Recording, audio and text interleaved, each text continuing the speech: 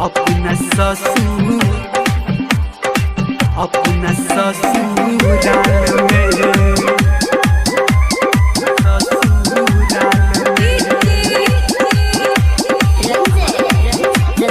presented by Yashraj record. दिल के दुनिया लुट गले, दिल के दुनिया लुट गले, हम देबो विदाई खुशहाल में, जो पगली खुश रही है अपना ससुराल में, जो पगली खुश रही है अपना ससुराल में। दिल के दुनिया लुट गले, हम देबो विदाई खुशहाल में, जो पगली खुश रही है अपना ससुराल में, जो पगली खुश रही है अपना ससुराल में। अपना ससुर, अपना ससुर, अपना ससुराल में।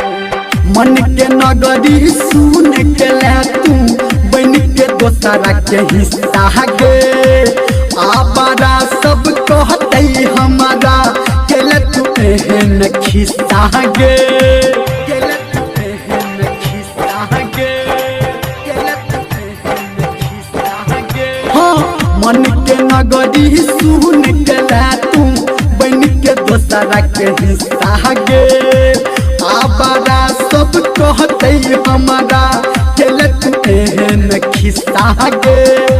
नहीं समझ में आवे हमारा फंसल ले कौन जाल में,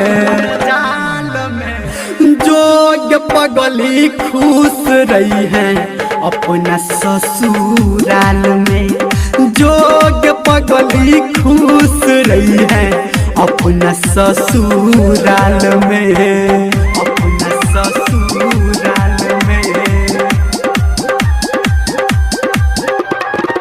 अपना ससुर, अपना ससुर,